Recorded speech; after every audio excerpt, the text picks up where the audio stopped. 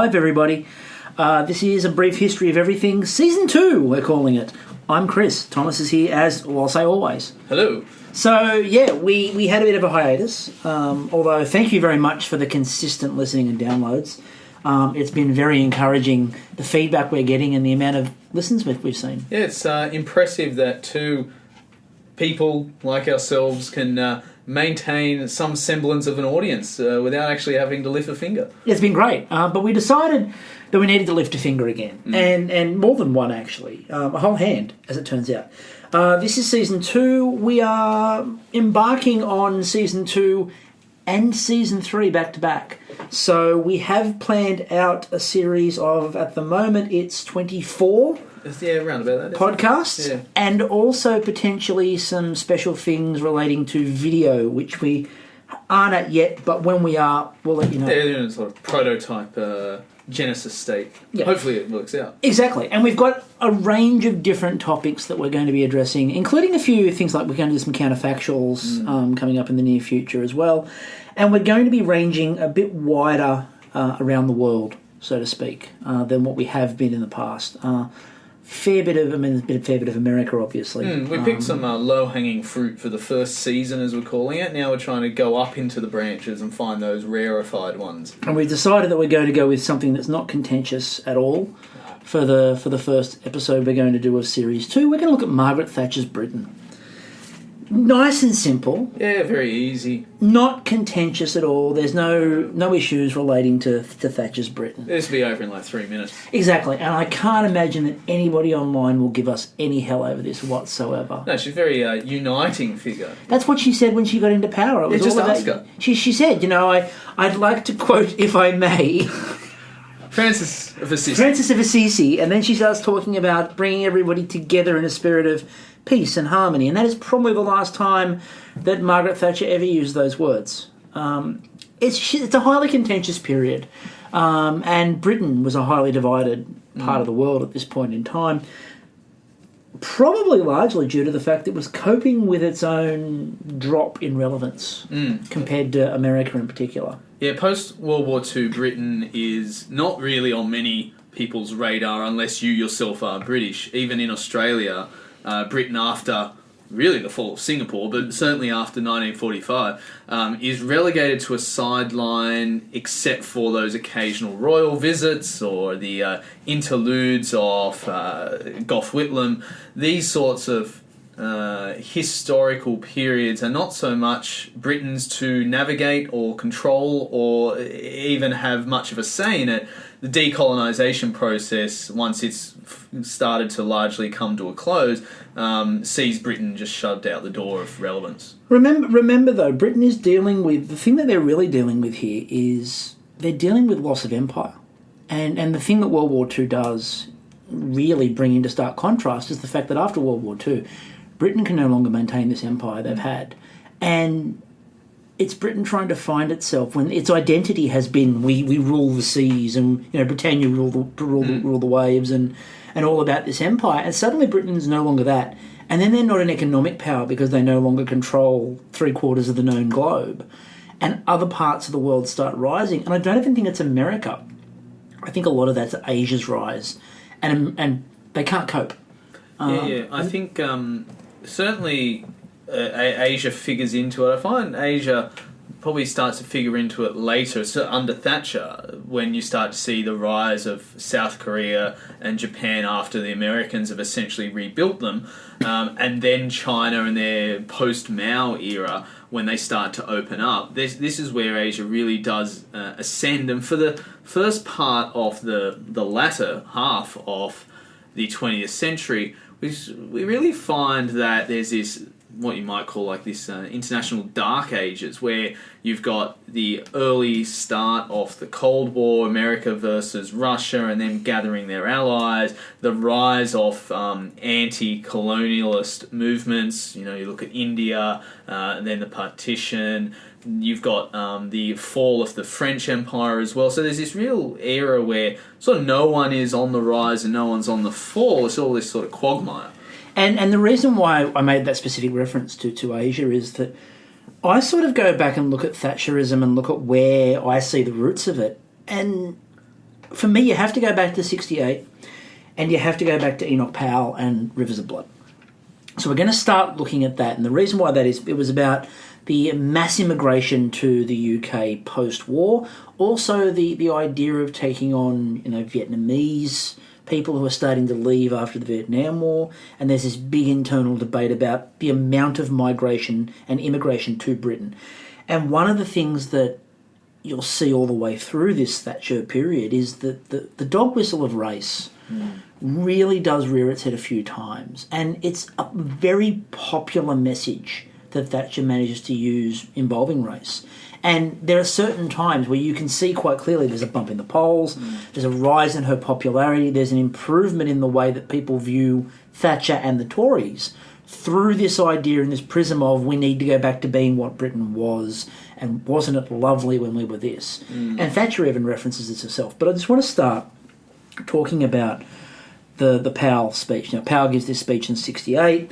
There's a long thing where he's talking about this idea of what he calls the Race Relations Bill, which came from all these anecdotal things of there was a woman who didn't want to rent her apartment to a West Indian gentleman and they got angry about it, and you wouldn't have got that from white Britons. They wouldn't have done what they did. They seemed to be entitled. And the last part of the speech: as I look ahead, I am filled with foreboding. Like the Roman, I seem to see the river Tiber foaming with much blood. That tragic and intractable phenomenon with which we watch the horror on other side of the Atlantic, but which there is interwoven with the history and existence of the States itself, is coming up upon us here by our own volition and our own neglect. Indeed, it had all but come in numerical terms. It will be of American proportions long before the end of the century. Only resolute and urgent action will avert it even now. Whether there will be the public will to demand and obtain that action, I do not know. All I know is that to see and not to speak would be the great betrayal. Yeah. So Powell's looking at America, looking at the race issue in America, and basically saying to people in England, if we don't stop all these problems, it's going to come here. We're going to have this issue. Now, the issue with the speech is that he gives this speech to a very sympathetic audience. Everybody loves it. Everyone goes, it needed to be said, well done, well done, well done. Then it gets back and Ted Heath, the leader of the Tories, goes, you're fired. He sacks Powell, even though all of these other people within the Conservative Party go, oh, I don't think you should necessarily deal with Enoch Powell. I wouldn't get rid of him. He's saying a lot of really important things. And this is where you start seeing the really heavy lurch towards the right on these sorts of policies. And it's sort of where you can see Thatcher sort of the basis of what she does comes out of this. Her advice when he spoke to her was, I really thought it was better to let things cool down for the present rather than to heighten the crisis. And later on, she gave an interview in 1991, she said that she had thought that Powell made a valid argument, if in sometimes regrettable terms. So verbiage, not policy, is the problem. Yes, the idea wasn't the problem, but he probably could have said it better. Yeah, I think that's always the sort of excuse for people who are existing on the margins. Oh, he could have said it better, but the idea's there. I'm not a racist, but I'm not a sexist. Yeah, but. It's the it was the for those of you who are from Australia, for example, it's the 1996-1997 John Howard Pauline Hanson interaction, where it was, she says a lot of things that some people are thinking, which is the code for, I agree with her, but I'm not going to say that. I can't say it because it's publicly detrimental to me. But a lot of people are thinking it. And that's the same thing in the UK. Now, her argument all the way along was that he was right. And there were lots in that right of the Tory party who, again, thought he was right. Heath was more of a centre-to-centre-left member of the Tory party, even as the leader. But what was interesting is the 1970 election, the Tories win. And a lot of people credit that speech as giving the Tories the victory. And the reason is because the National Front, which was the far-right party, their vote seems to go straight to the Tories. Who are the more centre-right party. Who are a centre-right party. So while Ted Heath didn't agree with the Powell speech and didn't agree with Powell, he's the benefactor. And the Conservative Party are the benefactors out of Enoch Powell's speech, because the National Front, rather than keeping to their own, people go, well, the Tories have a chance of winning power. Yeah. National Front won't win power. But the Tories, they support us. And Thatcher's one of those. You know, she's very strong within that part of the party. And she's appointed Secretary of State for Education and Science off the back of the election too.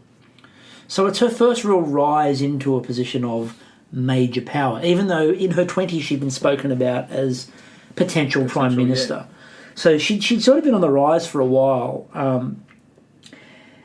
But the first real thing that she does when in Parliament is get nicknamed Margaret Thatcher Milk Snatcher. Because that's what you want to be known as. That's what you want. Stealing candy and milk from children. Now they needed to cut some money out of the budget. So where do you start? Well, children. Yeah, that's the smart thing. So the milk program was something that had been almost an ever-present in Britain. My grandparents, who are English themselves, remember early memories of getting the milk and not enjoying it on a hot day because it had clotted up and then pretty much because it was left outside. Yeah, it was just left out in the classroom on a tray, and on a cold day, as you often get in England, these are things that are okay, but when it's a warm day, like 25 degrees, all of a sudden it's just clotted, and they've got this like syrupy / custard curdled milk coming out, and they're forced to drink it. My grandfather would refuse. He'd sit there for like hours on after school detention, just like, drink milk. No. And this is him as like a 5-year-old, then 6-year-old, and these are memories that the very old generation of British people will remember.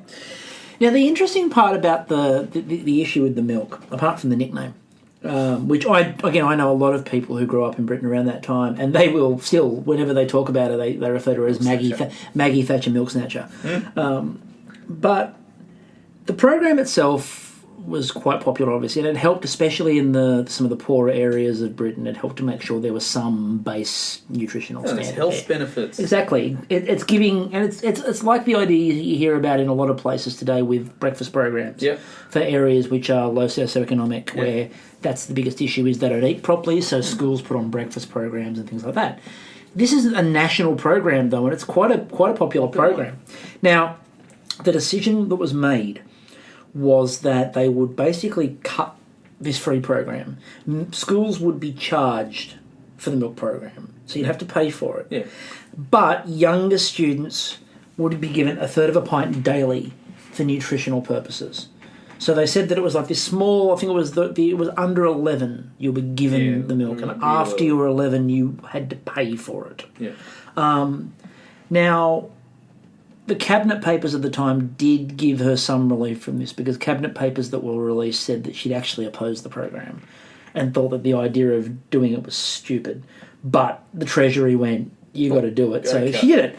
Now, she got nicknamed and said Margaret Thatcher Milk Snatcher after that. Now, she wrote in her autobiography, and this is where I think it's the important point of this.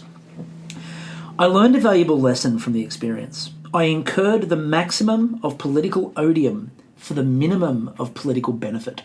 And you can sort of see traces of that in future policy. She's not afraid of taking political odium. As long as there's a benefit in there. But she has to feel there's a political benefit to what she's doing in order to just charge like that. She's not going to randomly pick a program. Does that mean that the policy she's going to bring in and fight for are going to be necessarily good? No. But doesn't mean that she's fighting for things that she, in her head, can rationalise. Right? And that's, I think, important for people within the Tory party, because it gives them this idea that they've got a leader who, at least, they may not agree with her, but has beliefs.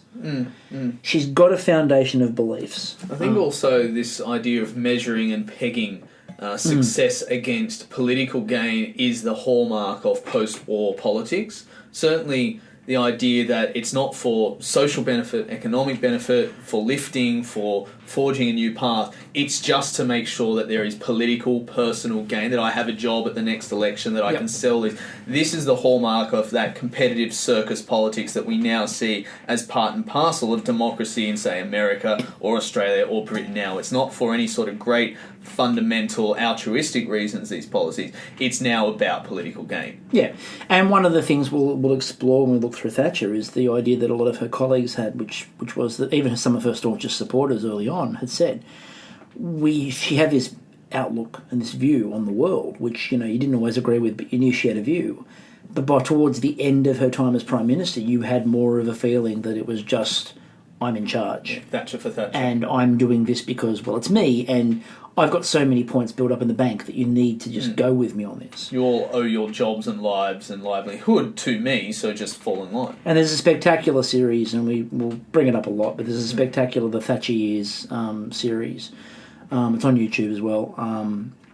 It's really interesting because they talk to her and all of her colleagues, enemies, everybody. And when she's justifying things that she does, you can just hear the tone in her voice of exasperation when somebody puts forward that something she did may not have been right.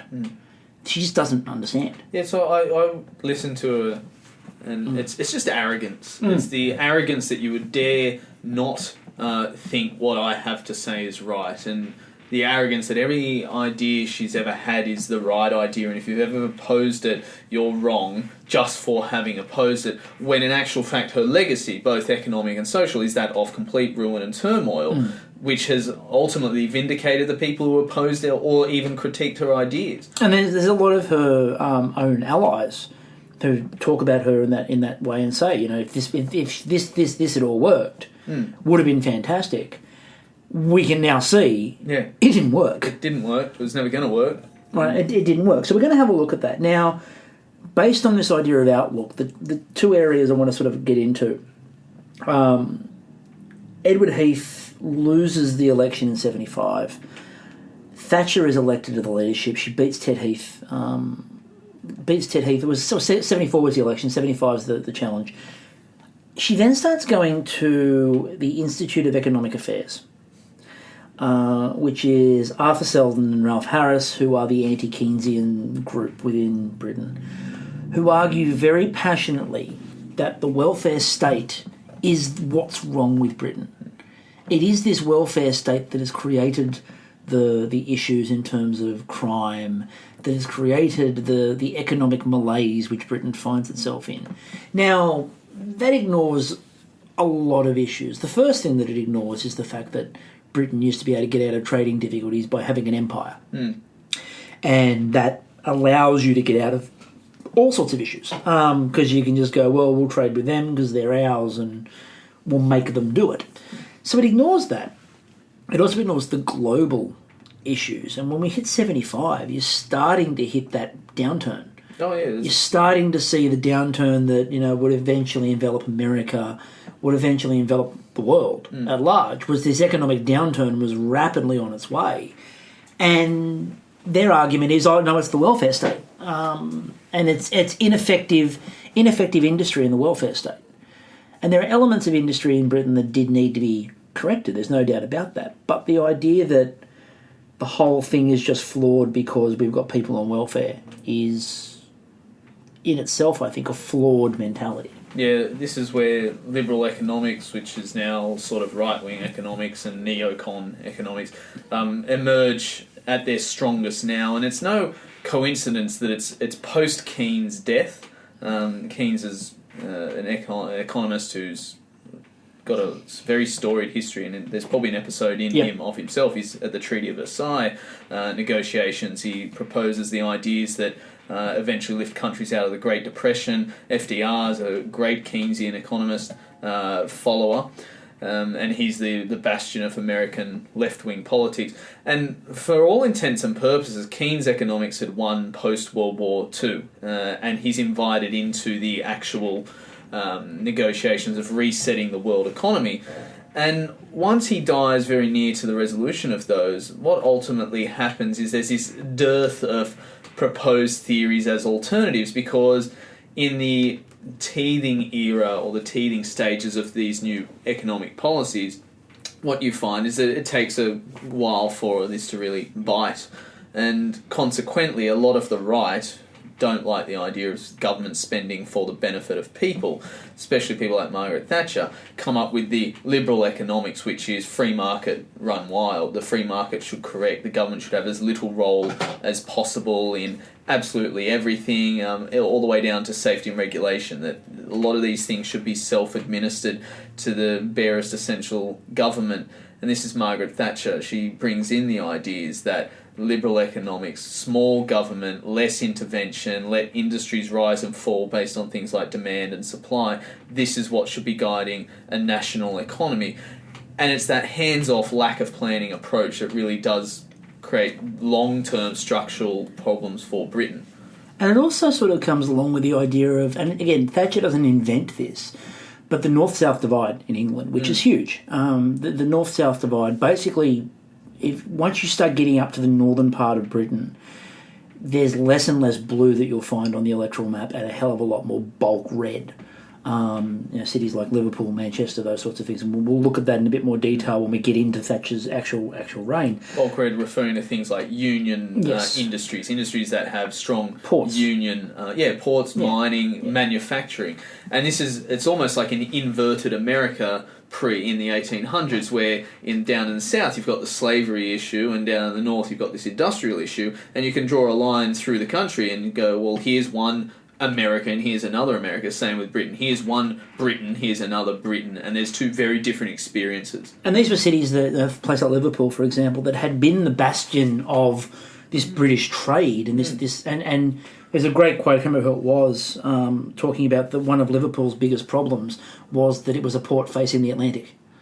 And when Britain's future was no longer America and the Atlantic trade, but it was going into Europe, it was no longer necessary as a port. It wasn't of value as a port in the same way that it had been when the Atlantic was everything. Yeah, and then there's another very similar quote that Liverpool built the empire. Yep. They build the ships, they mine the coal, they provide the sailors that go out and create the empire. It's chartered from people and politicians in London, but it's built in Liverpool. Yeah, all those northern cities did a lot of the work to build the empire, and then once we're into this phase here, they're no longer of as much use. And we'll talk about this idea of, again, for someone who didn't like centralised government, Thatcher wants to centralise London as the be-all and end-all of Britain's economic policy. Along with this, when she becomes leader, she has to deal with this issue popping up again of the National Front, the right-wing parties. And they start eating into Tory seats. And they start to again appeal, because the Tories are no longer in power. They start to appeal, look, the Tories didn't really mean it. Look at Ted Heath, he didn't mean it. So Thatcher lurches back to the right again. Thatcher's quoted in 78 as saying, "The British character has done so much for democracy, for law, and done so much throughout the world, that if there is any fear that it might be swamped, people are going to react and be rather hostile to those coming in, as well as, in many ways, minorities add to the richness of the variety of the country.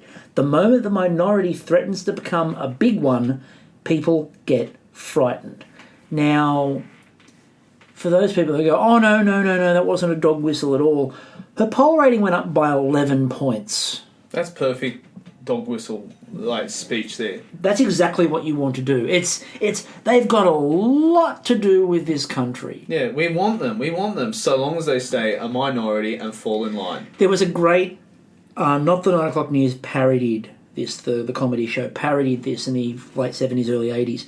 Rowan Atkinson gives this brilliant thing at a Conservative Party conference, and he stands up and he's trying to talk about migrants, and he actually says, some of our migrants are immigrants and Pakistanis, and I like curry.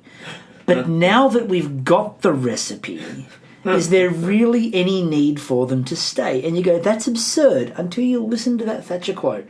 Mm.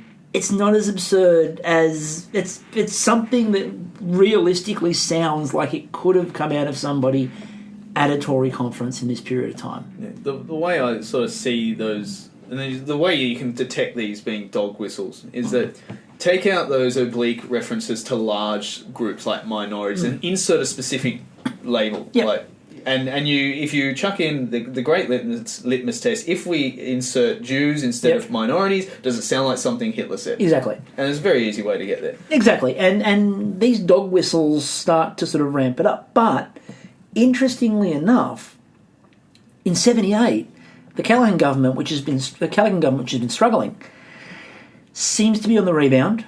They're leading in the polls. And everybody goes to him and says, go to the polls now, you've got her. And if you go to the polls now and beat Thatcher, she's done. Yeah. She can't survive another round. What she referred to as the wets in the Tories, who are the sort of more liberal members of the Tories, they will get control of the party back because they'll go, that failed, and Thatcherism will be done. And Callaghan goes, no, I'm going to go all the way through to 1979. His argument is that I'm not going to call a general election for political purposes. We're going to run its course. Which is a great altruistic motivation. You know, the government exists for the people, not for political gain. But it killed him. Yeah, it killed him. It killed politics. And it killed Britain, killed society. basically. Yeah. So what happens is, and this is interestingly enough, because there's another great documentary out there. I think it's called The Night the Government Was Brought Down. Or fell. Yeah, The Night the Government Fell. BBC Parliamentary, which was a channel I really wish I had out here. But they talk about what happened on that night. What they don't really go into, however, is, and one of my favourite parts of it, is that the whole thing happens because of Scotland. And funnily enough, almost the bitter enemies of the Conservative Party, the Scottish National Party, bring down the government inadvertently. So what ends up happening is that they put forward the Referendum on Scotland Act was put forward by Jim Callaghan's government. The majority of people voted for devolution, right, which has been a very big issue recently as well with Nicola Sturgeon and all those sorts of things in modern Britain. MPs who were against it had basically forced into the legislation, however, that a 40% threshold of the electorate must support it. So not a majority of voters, 40% of the electorate. Now, as you may or may not be aware, in the UK, voting not compulsory. So it's a not compulsory vote, and there was a low voter turnout. So because the turnout was so low, they didn't hit the threshold, which meant that it didn't go through. So the SNP members were so upset by this, they moved no confidence in Jim Callaghan's government. Now, what I find baffling about this is the alternative is Margaret Thatcher and the Tories, who were quite openly talking about the North in really detrimental terms.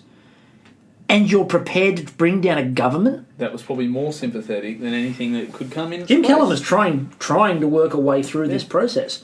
So, because he balked, Labor referred to Callaghan as a coward and a chicken, and Thatcher's mocking him mercilessly.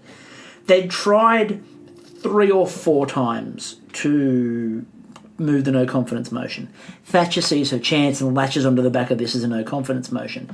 I recommend watching it because the shenanigans around the vote, which included bringing Doc Broughton, who was a Labor member who was on his deathbed, and they were working out not only could they bring him in the back of an ambulance, but what happened if Doc Broughton got into the chamber and died? Yeah. Because you cannot die in the chamber.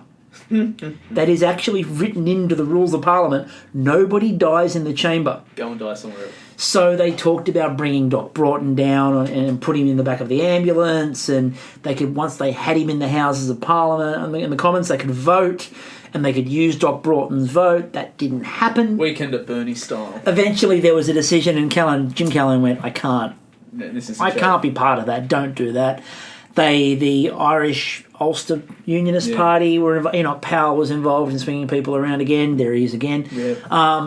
There's one member who was brought down from Ireland and got drunk and panicked and ran away again. It's the most insane vote. And after all of this, they do the first count, and it looks like the Tories have lost it. And Thatcher is just looking defeated because she knows that she was basically told, if you miss him, you're done. And she's looking horrible, and then they did the recount, and the comment is that Thatcher turned around to the backbenchers and went, I don't believe it. They got them by a vote. They beat them by one vote on the no confidence motion. Now, that didn't automatically mean end of the government. You've got to go to the polls. They moved all of the non-critical bills that weren't going to be contentious. Yeah. They went to the polls. The Tories win with a majority of 43. Thatcher becomes the first British female Prime Minister, which is a big step in a country like Britain. It really is. You can't hide away from that. The other interesting part is that the SNP, who caused all of this, went from 11 to 2 members of Parliament and basically didn't recover as an organisation until after 1997, which is after Labor go back into power and Tony Blair and New Labor go back for devolution. Yeah. So it's a ridiculous, the whole thing, it's one of the most chaotic political things I think I've ever seen in any country. Yeah. It's just nuts. If you thought the past 10 years in Australian politics of Gillard, Rudd, Gillard, Abbott, Turnbull, maybe a new one sooner or later, was a fiasco. It's that nothing. One night beats it all. It's nothing compared to that, and that's crazy. So she becomes Prime Minister. Now, the thing is that she's Prime Minister at a time, as we said, the National Front is a massive force that's sort of just lurking behind the Tories. So those dog whistles keep up. Like, for example, she argues against the idea of increasing Asian immigrants. She wanted to limit the number of Vietnamese boat people to fewer than 10,000. She didn't see that it was her role to do any of that. So that kept the National Front sort of at arm's length while bringing all of their supporters into the tent. I thought that was a really interesting thing. However, the biggest issue when you look at Thatcher, the thing that sort of dominates this first half is the economy. How would you describe Britain's economy? Toilet bowl shoots to mind. It's on the decline. They invented decline based on sort of the not just what she inherits, but what she manages to produce. From the same documentary you referred to earlier, Thatcher years, they talk about industrial productions being shipped overseas, and this was a comment we made earlier. The what is shipped overseas is retained overseas. They're things that could have viably been reformed, improved, and maintained with long-term planning, but that would have required government intervention. Anyway, like the mining industry is starting to suffer, the manufacturing industry is starting to suffer, service economies aren't quite in vogue yet. You're much more domestically inclined to focus on services as opposed to international services. She does bring that idea to make England sort of a hub for Europe and transatlantic trades and goods and services and a financial sort of centre, but it doesn't necessarily have the deft hand, because you don't need a incalcitrant ideological approach to these things. You need much more flexibility and some might even suggest left-wing slants to get involved where you need to get involved. But what the British economy is just roughshod useless. It's second world stuff. And she's following. She's very much monetarist, and Milton Friedman and Alan Walters. And Alan Walters becomes a more pivotal figure later on, because Walters almost becomes the default Chancellor of the Exchequer. Chancellors of the Exchequer actually come into so much conflict with Walters. They keep on saying to Thatcher, "Walters goes or I go," and she keeps on clinging on to Walters. And Walters is the one eventually who goes, "You can't keep picking me over Chancellors of the Exchequer." When the guy that you're basing your economic policy on looks at you and goes, "Enough already, you probably need to start going with like members of the cabinet," you've got a bit of a problem. Yeah, at this time, this is where Milton Friedman's School of Economics, he becomes like the golden child for the right, that government needs to be small and out of the way, and goes back and rewrites a lot of the history that had been taken for granted, probably a little bit uncritically, which means there should have been some sort of readjustment. But the large sort of acceptance prior to his emergence was that left-wing Keynesian economics had saved the world, and that government intervention was always a good thing. Milton comes back and says, actually, government intervention causes things like world wars and Great Depressions, and getting the government out of the way of the individual and the free market is what's required. And it's this perfect breeding ground, England at that time. High unemployment because of a social welfare system. Great degrees of discontent because there's a social welfare system. Failing industries because of government intervention. Unions that have become too powerful because governments have sort of allowed them to. Friedman's words really resonate with a right-wing politician who's prepared to lurch very far right socially and economically in Thatcher, to the point where Great Britain becomes almost the pre-Reagan testing ground for a lot of these policies, and then they ship over the other side of the Atlantic to Reagan and trickle-down style things. Now, she takes control, and again, she starts setting up the idea of she wants to slow the growth of the money supply, lower inflation. Yeah. So the way that she goes about that is she does lower income taxes, but then increases indirect. She brings in a 15% VAT straight across the board. Which for Australians is essentially GST. With no moving. Like in the Australian GST, there are exemptions. There is no exemption in the VAT. Yeah, the way that the Australian GST ended up being a net positive was that the Australian GST eliminated a raft of other indirect taxes. So a great example is cameras. If you bought a camera, you had a tax on it, and it was usually an import duty plus an additional purchasing tax plus any other taxes, like a luxury tax as well. So often you would buy a camera for $500 and find there's a 30% tax on it. What the government essentially was able to do was say, if we slap 10% on everything, we will not lose out on money, but the consumer will not be paying 30% tax, they'll pay 10% tax, and they will actually come out ahead. But we will recoup the money at the different stages of cost. So the manufacturing adds 10%, and there's 10% on the raw material. So essentially, to get out of that in-depth nitty-gritty, if you bring in a VAT, which offsets other taxes, it can be manipulated to great effect, as the Australian case is. But she doesn't do that. She just slaps on a VAT onto everything without necessarily taking away other indirect taxes to the extent where it becomes a net benefit for everyone. Now, what ends up happening with that, though, is that it means that the change in the exchange rate is actually appreciation. And all of this stuff, and we're going to talk a lot about the manufacturing sector, because the manufacturing sector in the UK was in trouble to start with. Again, we talked about the lack of empire. A lot of raw materials weren't coming over the way they had been, and a lot of the export markets that had existed weren't there because the economy shifted. Yeah, because new markets had opened up, and Britain didn't adjust. So they were in trouble with manufacturing, but by ruining the exchange rate, it just cripples manufacturing. And by the time you get to the autumn of 1980, so you're talking about, not that long after she's taken control, 1.5 million was unemployment when she takes power. She's over 2 million within a year. That figure was going to keep going up at this point in time. So by 1981, the unemployment figure is at 2.5 million. By the time they hit Christmas, they're at 3 million at that point in time. And that's where you really want to get 3 million people off work at Christmas. Exactly, that's absolutely perfect. You've got rioting in the streets. I mean, Brixton's the first one of those where you've got police in full combat.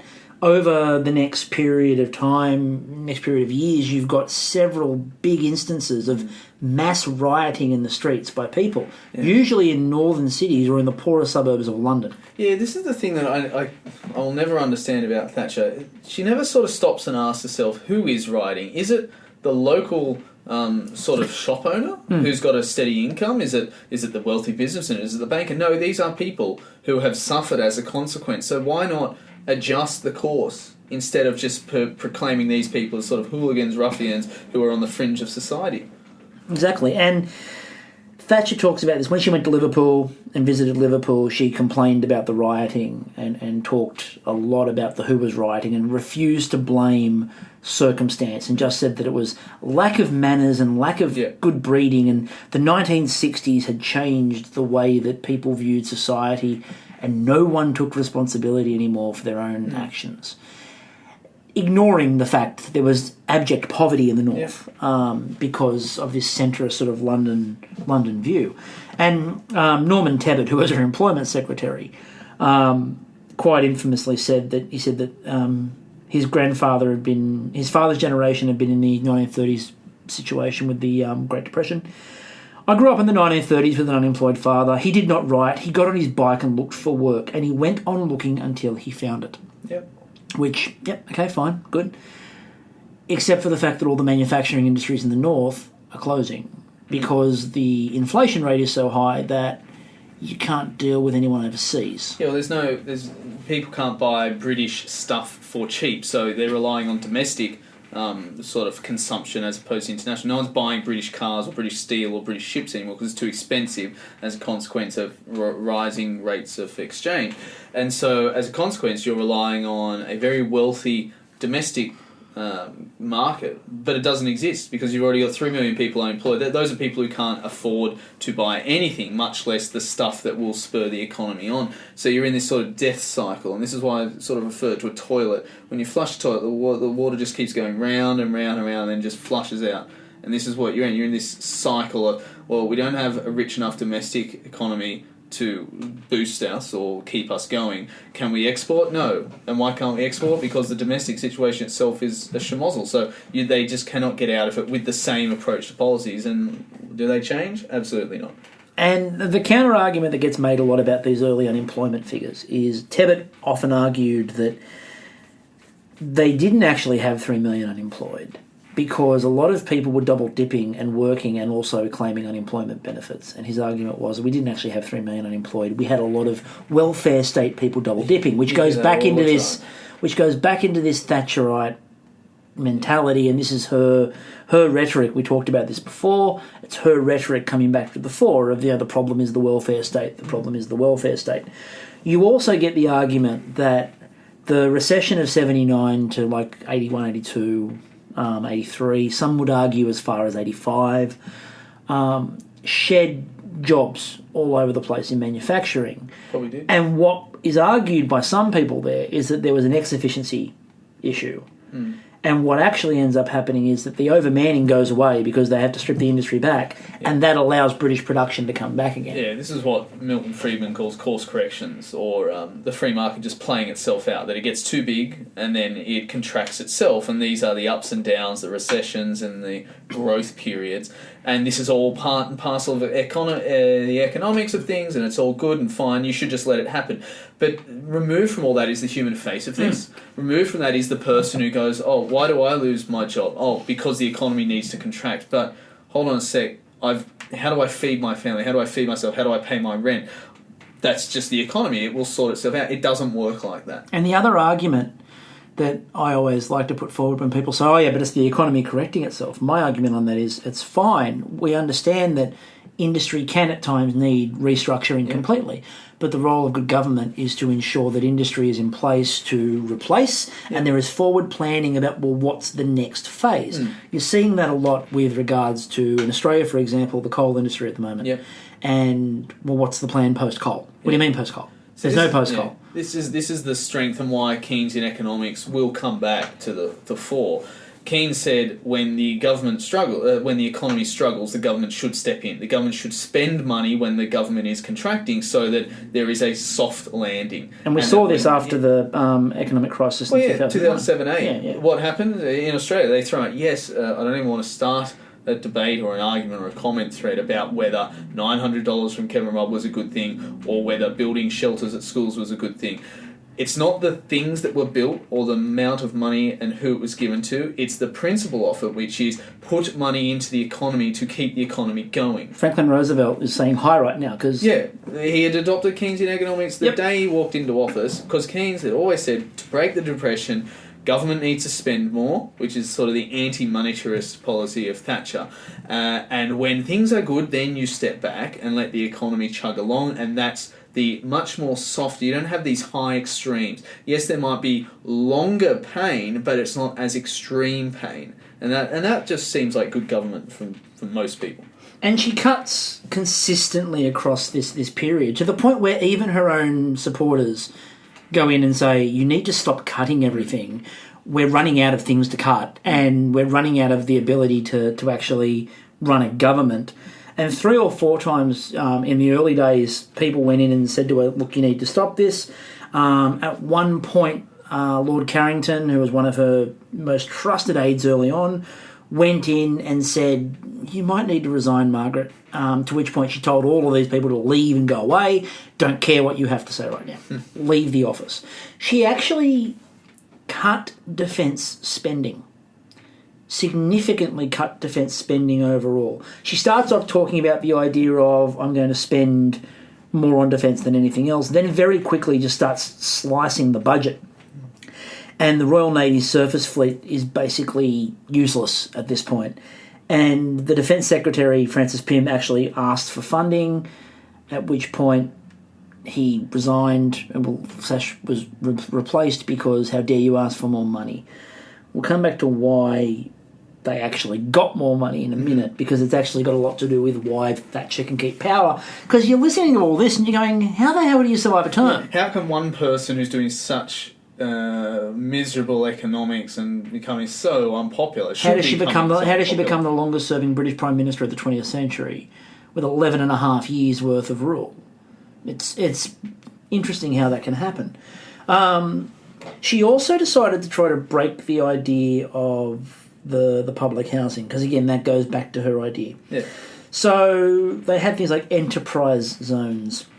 So you take the economically depressed neighbourhoods, exempt them from some regulations and taxes, and the idea is that private industry will want to step in and they will fill this vacancy.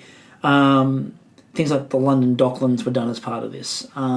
Salford up near Manchester was done, the same thing, Gateshead, those sorts of things. This idea wasn't to actually benefit the people living in those estates and living in that part of Britain. It was to try to give industry a new place to go and set up shop. Yeah. None of these policies relate to people. No, they're not the human experience. They're not improving people's lot in life. They're either for political expedience or for blind adherence to Friedman economics, liberal neocon idea. Well, they're not neocons in those days. Liberal market economics. And it removes the human experience. And so it's no wonder that the human response is great anger and rage. At least during the Great Depression, if you want to go back to that, you had a government that was trying to fix it, and they would come out and say we're trying and would admit to failures. Happens in America with Hoover, happens in Great Britain as well. They admit to failures, but they also say, well, this is what we're going to try and do. And that's why you don't get riots and rage and hatred. But when you've got this very disconnected leadership group, this very disconnected Prime Minister. Yes, she might be a grocer's daughter, but she's forgotten what it means to be a grocer's daughter or a grocer. These are the natural responses of people who feel ignored and forgotten, and you see that still happening today, that when you've got a disconnected leader, when you've got a leader who is saying everything's fine, but there's a couple of people who go, well, hold on, it's not. That couple of people very quickly turns into a large group once people start to realise the experience and the pain is actually being felt widespread. Well, she goes out of her way, for example, to cut things like public education and education in general, to the point where she sets up the city technology colleges, and that didn't work because the funding agency basically opened and closed schools whenever they wanted to.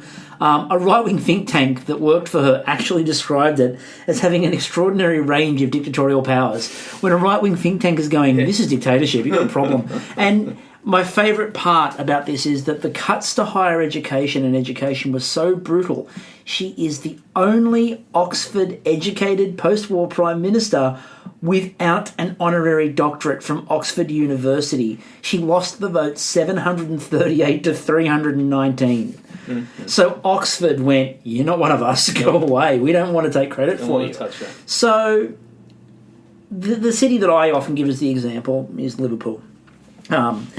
And there were documents that were released in 2011 as part of the Freedom of Information stuff, which talked about Geoffrey Howe, who was the Chancellor at the time, who argued that Liverpool should be left to manage their decline. And this was not just Liverpool, they were talking about all the northern cities, but Liverpool in particular was told that it should be left to manage the decline. Michael Heseltine wanted regeneration funding. His argument was that, like the Toxteth riots and things that happened up there. And Heseltine argued very strongly that we should try to regenerate the city. We should come up with spend money and come up with a way to make Liverpool vibrant and make it into something. Obviously, the shipyards are going to not be the future. Yep. Obviously, a lot of the area around there is not going. The manufacturing is not going to be it. Why don't we look at what's happening with the decline, and why don't we spend money now and fix it and try to come up with something? And the response was that they thought that it was a waste of money to send Michael Heseltine up there to look at the situation, and they argued that they needed to not overcommit scarce resources to Liverpool. Now, the argument was made that Thatcher dismissed Howe's criticisms, but Thatcher's never been popular in Liverpool. There was a professor talking about what had happened up there, Professor Tung from the University of Liverpool Politics Department. He argued that Labor wouldn't have been able to stop Liverpool's decline. But what the Tories managed to do was speed it up and just make it tank itself much faster than anybody else would have been able to do that. There was no way to save the old world Liverpool, but they managed to destroy Liverpool far faster, and as a result, you will be amazed in the next 100 years if any time there's an election you can spot blue on that political map. They remember, the North remembers, as you know, but it's true, the North does remember. The North of England remembers, to this day, Thatcher, when she's brought up in the north of England, it's quite passionate. Well, that's been the backbone of Britain for 200 years at least. The northern parts, they pride themselves on being sort of the hardy, non-metro, sort of hard work, not complaining, just get a job done part of England, versus the disconnected London elites. Even the middle class who don't have an affiliation or an affinity with that northern ideal, but much more the idealism of Britain, of what Britain is, that stiff upper lip, we can do it,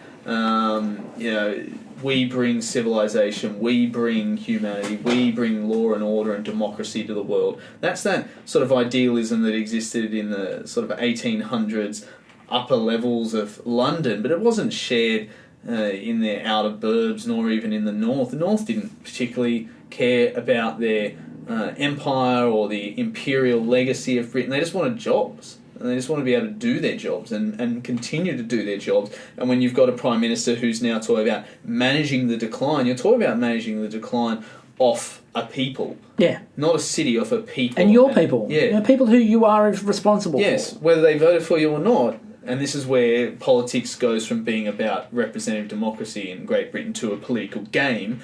Okay, they didn't vote for me. Don't care. Let's go back to again. We started off the podcast with her quote about Sir Francis of Assisi and talking about bringing everybody under the same umbrella and working together for the same cause. And then less than 2 years later, they're managing the decline of the northern cities. So you've got the decline of the northern cities. You've got the British economy is in the toilet. You've got unemployment rising to over 3 million by Christmas of 82. You've got Northern Ireland, which is not going particularly well because Thatcher takes a hard line with everybody. And again, you can sort of see that the hard line that she took comes out of the response that they had to the Iranian embassy siege. The Iranian embassy was being people in the Iranian embassy being held hostage by 6 guys who were trying to get independence for a small part of Iran that almost nobody had ever heard of. Thatcher's response was to send in the SAS, which the operation was largely a big success. And I think that sort of shapes her idea too of, well, good, we don't negotiate with anybody. Yeah, I think she was certainly shaped by her context. You also throw in like the Munich Olympics in there. what's going on with the PLO at the same time, what was happening with Israel. Israel's not taking a soft line with anyone or negotiating with its enemies, it's winning wars. PLO is threatening people, hijacking planes, and she probably learns the lessons of Carter as well. Don't be soft, be hard. Looks around the world, sees that hard, really tough politicians are the ones who are succeeding, feels an affinity with those as well, identifies that and maintains the course there. She also did things like she pushed for the boycott of Moscow, which didn't end up happening because the British athletes went, no, we're going. We don't really care what you say, but she was a hard line on that too. So she's hardline there. You also have the end of, say, the Korean War. That was a negotiated end, and you've still got North Korea. Like, that's a problem. Vietnam was a negotiated end, and then they lost it all. So she's learned lessons from history. I'll give it that, but she's learned the wrong lessons. Exactly. And then you get into the Northern Ireland starts going badly because she does things like they talked about the idea of political prisoners with Northern Ireland, and the Labour Party granted political prisoner status. Thatcher revokes it and makes the statement... that crime is crime, it's not political. Says that the future of the constitutional affairs of Northern Ireland is a matter for the people of Northern Ireland, this government, this parliament, and no one else. And sort of very hard line on Northern Ireland. So you're sitting there going, well, general election 1983 coming up. Surely she loses. There is absolutely no way you can win, except for the 2nd of April 1982. Ace up the sleeve. The 2nd of April 1982, the Argentinian junta invades the Falkland Islands. Now, they invade the Falkland Islands and South Georgia, which everyone forgets about South Georgia. Yeah, poor South Georgia. Yeah, poor South Georgia. So you've got to remember, there's Georgia, the US state, then there's Georgia, the country and then Russia, there's and then South there's South Georgia. There's like a Bermuda Triangle of Georgia. Yeah, when Ray Charles saying Georgia on my mind, which Georgia? Was he talking about? I'm assuming it was South. Yeah, I reckon South. I think it was a political statement about a war that was going to happen. Down there or something. Yeah, I mean, look, he sings that in the late 50s, early 60s. He could sense something. He was actually, there was something in the Ray Charles, savant. Anyway, so the invasion happens on the 2nd of April of 1982. Now, the interesting part about this was Britain wasn't interested. They couldn't have cared less. There'd been a lot of overtures made previously where they'd sort of indicated, the Foreign Department had indicated that Argentina felt that if there was a chance, they'd take them. Britain had sort of, through back channels, indicated they weren't particularly fussed about the Falkland Islands. They were probably open to discussions about giving them up because they were just a pain to administer from that far away. Right leader, they could have been... And they would probably have been prepared to do it. Now, the reason for the invasion is, realistically, it actually ends up being... I like looking at the Falkland Islands and the conflict in the Falkland Islands as being a war of political desperation, but on both sides. It's not just a single problem here. You've got, on one hand, you've got the junta, and it's basically looking at, well, how do we maintain ourselves? How do we maintain our power? How do we maintain our ability to keep control of this? Galtieri is a right-wing fascist dictator of the highest order. Who's in vogue during the Cold War. If you look, not just in... Well, they replaced the junta. If you were right-wing and a dictator, as long as you weren't communist, you had the tick of approval from America and the West. And that's why if you ever look at South American, Central American history, and the Middle East, and Southeast Asia, and Africa, and even Eastern Europe. Look at the history of colonial wars, people. Yeah, just look at the post-1945 era. If any right-wing dictatorship rises to power, it's off the back of either CIA money, explicit or implicit American support, military, economic, or anything else. And we are now, anyone who's under the age of 40... we are now living the legacy of that failed intervention time and time again. The reason Iran is such a problem is because of American intervention. The reason Afghanistan was a quagmire and a problem is because of American intervention. Iraq, North Korea, Vietnam, up until the communists won.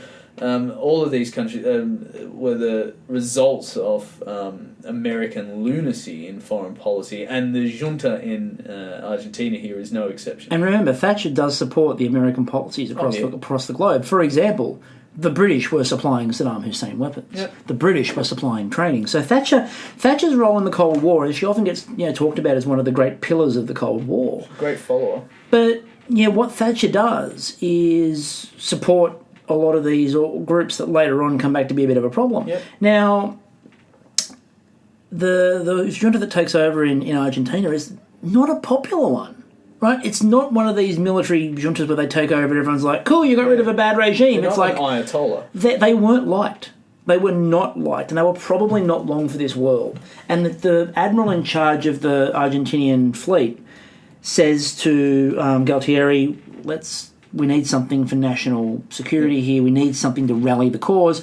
Why don't we take the Falklands? The British aren't going to be prepared to defend it with the army. They're not going to go in with the army. We need to take the risk here and go for it, because if we get control of the Falkland Islands, how popular will we be? It'll be so popular." And if you see the scenes in the middle of Buenos Aires, for example, at the time, there's parties in the streets. People are so thrilled that they've reclaimed this territory, which is, a meaningless island with some sheep. And I'm sorry for anyone who happens to be listening in the Falklands. When do we start talking about New Zealand? So, later on. But it's a useless sort of bit of land. Now Tasmania? Exactly. Dapto. But it's a useless piece of land, really, that's just basically there for... It's a peeing competition. And... You'd say it's a measuring competition. It really is, I don't know if both sides were equitable measurements. Probably not. And they lose the islands, and Thatcher's trying to work out what the hell to do, because, look, realistically, why would you commit all of those resources? And the foreign minister at the time, foreign secretary at the time, is going, let's not overcommit resources. Lord Carrington, who was in charge when it all goes down, resigns. But the main reason that Carrington resigned was because he felt that he needed to buy Thatcher time to make the decision. If Carrington, who was in at the time when it all happens, stays, the argument becomes, whose fault is it? Carrington goes, well, if I throw myself on the grenade, she's got time to make a decision. They bring in Pyatt, who his response is, no, we need to negotiate. Haig, the American Secretary of State, comes in and suggests negotiation. Thatcher then, and again, this is a great part of the documentary, Thatcher then equates it to Hitler and Chamberlain. The great go-to of any world, if you want to scare your base into action. I mean, how many times did we hear it under George Bush? Yep. We will not negotiate with terrorists. We do not do appeasement. Dick Cheney trotting out, we are not Chamberlain. Under Obama, the criticism for negotiating, it's Chamberlain on the 2.0. Every time there's something to either war or negotiate, poor Chamberlain gets trotted out. He was only trying to do his job. He was only trying, and in the hindsight's always 20/20, but in the moment he probably believed in what he was doing, and that's again another episode in and of itself. But poor guy gets used as the great sort of simile or metaphor for international relations all the time now. And so I feel really bad for, first of all, Neville Chamberlain. Second of all, she brings in a foreign secretary who wants to negotiate. Haig comes up with a solution. She basically tells America to go to hell because they're not prepared to help out. Now, America's not prepared to help out because they're supporting both regimes. Yeah, both sides. We need both. And one of my favourite bits of trivia of all time is that the Belgrano, which is the Argentinian ship that gets sunk, which is a very contentious thing we'll talk about in a minute. Its original name was the USS Phoenix. It had been one of the few ships that had survived Pearl Harbor. And the Americans sold it to the Argentinians, only for the British to sink it. The other thing, of course, is the Belgrano it's, I think, only the second ship in history to be sunk by a nuclear submarine. Oh, do we know any of the first? The first one had been... No, the first one... I can't remember, what one was it? Early 70s, there was one that was sunk. Okay. But, yeah, it's the second one ever to be sunk by a nuclear submarine. And so the Belgrano's got an interesting place in history. The wreck, by the way, never been found. They're still looking for it. No, they better believe they are. But the Belgrano incident is a moment of triumphalism for the British. The whole war is a moment of triumphalism for the British. when they land on South Georgia, which they go to first, and they take control of it, Thatcher, this is a moment of celebration and praise and joy, and we should honour our proud Marines who have gone off and led us to glory. And then when they get to the Belgrano, then it's not quite as fun for them when the Sheffield sinks, because the British are now suddenly they've lost a ship. That's not good for them. It's embarrassing. It is embarrassing for them. But the Falkland War was really sort of over before it was a major issue, except politically. Now, this is where I go to the stats. So I went back and looked at the Ipsos polling, because Ipsos had taken polling all the way through. Now, are you satisfied or dissatisfied with the way the government is running the country? On the 14th of April, 1982, 34% were satisfied, 58% were dissatisfied. Are you satisfied or dissatisfied with the way Thatcher is doing the job? 40 unsatisfied, 54 satisfied. Sorry, other way around. 40 satisfied, 54 dissatisfied. How would you vote if there was a general election tomorrow? So on the 14th of April, which is just after the start of the war, 33% Conservative, 34% Labor, 30% Liberal SDP. So underwater on all counts. So they're going to, because the Liberals and the SDP will probably work with Labor over the Conservatives. On the 21st to the 23rd of June 1982, so the conclusion of the war, 51% Conservative, 24% Labor, 23% Liberal. So that's serious consolidation. What would you say is the most important issue facing Britain today? On the 14th of April, only 39% said the Falkland situation, level with unemployment. On the 3rd and the 5th of May, 61% said the Falkland situation, 25% said unemployment. Right, so you're dealing with, are you satisfied or dissatisfied with how the government's handled it? 60% said satisfied on the 14th of April, 84% said satisfied on the 21st to the 23rd of June. Usually get that when you win. Yep. Are you satisfied or dissatisfied with how Labor is responding to the Falklands? 40% were satisfied, 39% were dissatisfied. On the 21st to the 23rd, it was 34% satisfied and 56% dissatisfied. You can never gain ground when you're in opposition during war. Exactly. Should Mrs. Thatcher resign over the Falkland Islands? 34% said yes and 62% said no on the 14th of April. On the 23rd and the 24th, it was 27% yes and 67% no. Probably the hardcore Labourites who are also concerned with labour unemployment at the same roughly rate, 25%, 27%. So basically, when you have a look at the way that the situation panned out in polling, when we're talking about how the hell does Margaret Thatcher survive, the answer is the Falkland Islands. It is the Falkland Islands. Also, the Labor Party had issues because they always had issues during this period of time. They'd sort of split in half, and it didn't quite work out. In June of 83, the election happens. The Tories win 42.4% of the vote, Labor 27.6%. The alliance between SDP and Liberals has 25.4%. And as you look at the number of seats, the Tories go up to 144 MP majority. What a shit moment. Thatcher's got control. In a country where what she's just demonstrated is you can have an economy that's tanking, you can have unemployment that's going through the roof, and win an election with an increased majority, and she almost tripled the majority. That's incredible. Which is why she then takes on the coal miners. Yeah.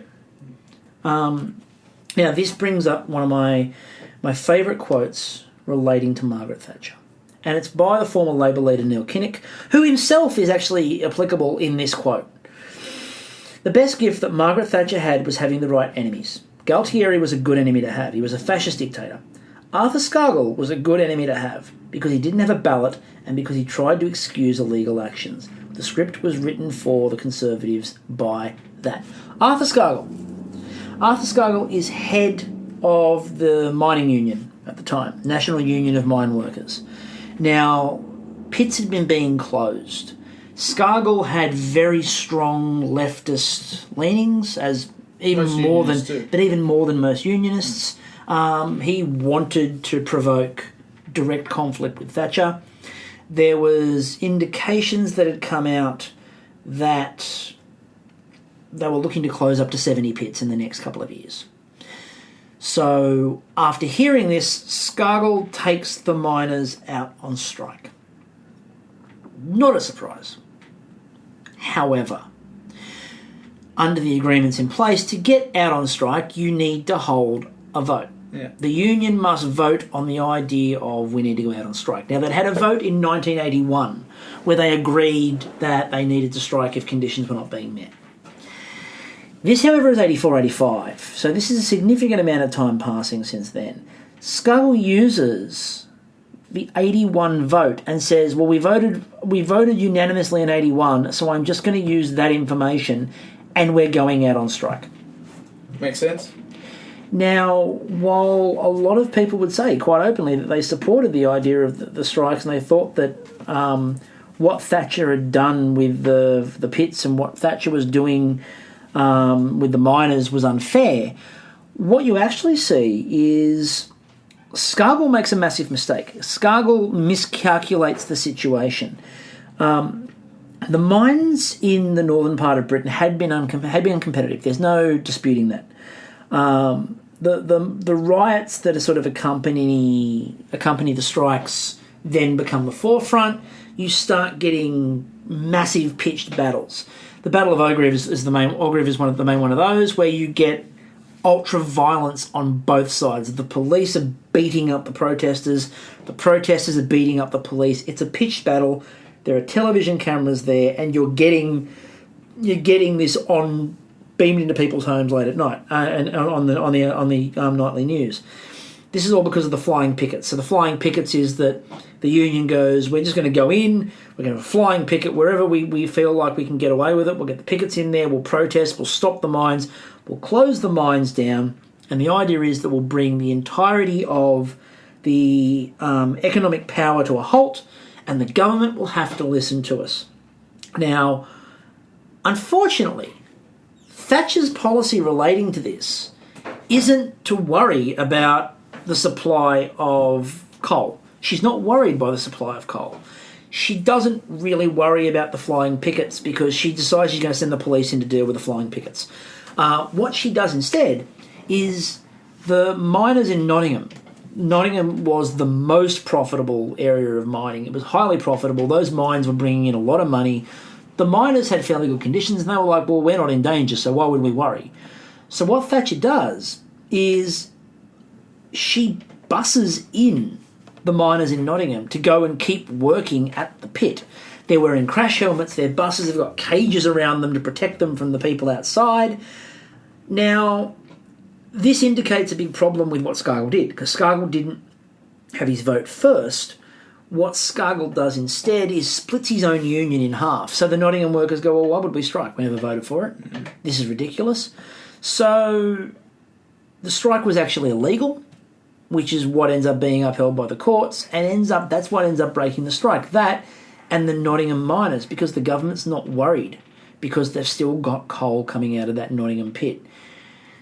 The interesting part being that the Nottingham miners later on lost their mines like everyone else because they closed all the mining down when it went to private industry.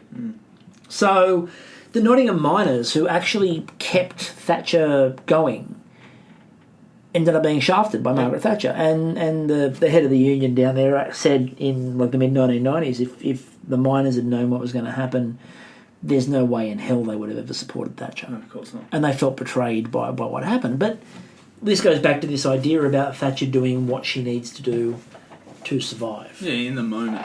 Now, the biggest issue out of the NUM strikes is the NUM at this point is the largest of the unions, and Thatcher wins. She's untouchable at this point in time. Yeah, she's beaten bad polls, bad economy, a bad public. Now she's beaten the greatest opposition. There's union riots. Movement. There's riots going on because people are not being paid and their mines are being closed, and Thatcher wins. And Scargill sort of gets a really bad rap out of this, and the Labor Party then, later on the Labor Party has chances as well, and they can't take advantage of them. And as with everything else with Margaret Thatcher as well, even while the strikes are going on and the campaign is brutal and all of this is happening, there's a moment that gives her a slight bump again, which is the IRA. the Conservative Party hold their conference at the Grand Hotel in Brighton. And the night before the conference, Thatcher, it's about 2 o'clock in the morning, she's working on her speech for the next day, which apparently was just full of bashing Labour. As you would. And a bomb goes off. They think it's a car bomb. It's inside the building. It's actually in the apartment directly above Thatcher's. A guy had been staying there for a week. He was an IRA member who had... The IRA actually said later on, it was a really small bomb. We didn't actually put a big one in there. We only put a small one in there. They blow up the Grand Hotel in Brighton. She escapes uninjured. There's one member of the cabinet is killed. There's five other people killed. Norman Tebbit is critically wounded, and it's kind of a weakening of Thatcher because when Tebbit goes, it's one of her strongest supporters goes. Tebbit said later on that when the bomb went off, he said to his wife, in bed, and he said to his wife, "That's a bomb." And then the room just suddenly tilted, and he said, "I don't know how many floors, but we just took off." Down. And there's great footage on the news. You can see it on YouTube of Tebbit being pulled out of the wreckage and how the hell Norman Tebbit survived. Basically, a floor of the building collapsed on top of him. Mm. How they got Tebbit out, I don't quite know, but his loss sort of lurches Thatcher around from moment to moment. Hard to recover from that sort of thing personally. I mean, there's one thing to talk about enemies abroad and enemies domestic, but to then actually feel the flames and actually be close to death, I think that would shake a person personally. It seems to be these conventions, though, these conferences, these are the things that Thatcher seemed to live for. I mean, you get the most infamous quote probably of her reign in 81, where they're talking about the U-turns they're expecting to come on policy, 80, and they're expecting U-turns on policy, and that's where she gives her infamous, U-turn if you want to, the lady's not for turning. Statement. And then this one here, she gets up and gives this impassioned defence of the British and turns around and slaps the IRA down verbally and goes, "We don't really care what you're going to do because we're not changing our policy because you decided to blow things up." And it's those moments that seem to crystallise her. And it's when she's on that stage, and that public stage, and able to make those grand statements that people give rise to this idea of Thatcher as the Iron Lady, which was originally, by the way, given to her not as a compliment. The Iron Lady was an insult that was given to her in the mid-1970s when she was criticising the Russians and mouthing off about the Russians, and they referred to her as the Iron Lady, and it was derogatory. And instead she took it on and ran with it. And it's these conference moments that give her this strength, but it's contrasted with policy, which doesn't seem to ever back up the reputation. No. It's interesting. I don't know. I think for me, the thing with Thatcher is that it's a reputation built off a lot of bluff and bluster. And I give a great speech, and I give a very strong speech. And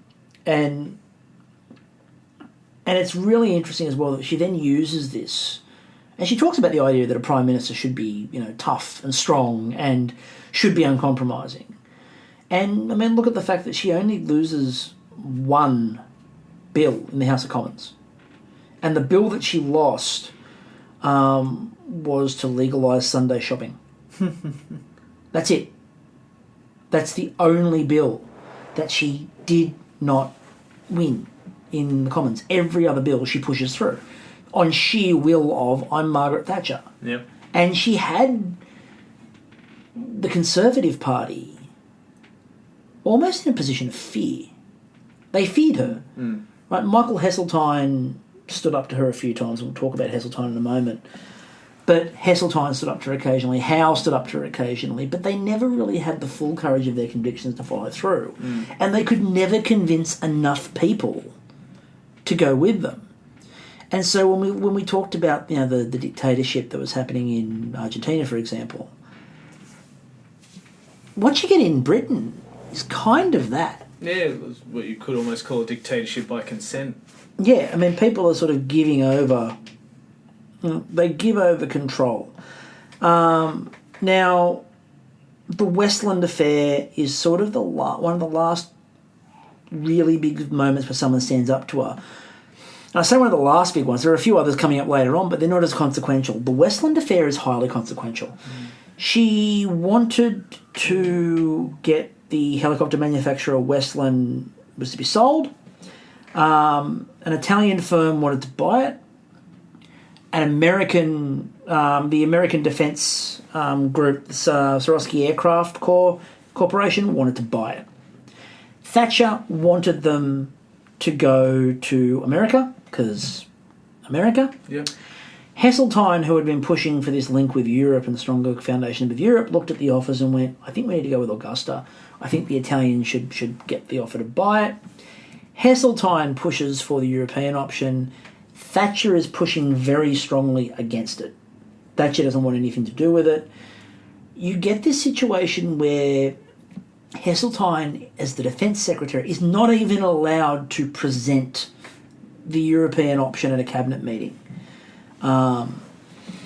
As a result, Heseltine just folds up his papers, stands up and goes, well, then I resign, walks out of the cabinet meeting and leaves. As you do. You also get the trade minister at this time who says that, no, we haven't lent on anybody, this is all above board. It then leaks out that, first of all, a letter is leaked about Heseltine, which was leaked by the trade minister.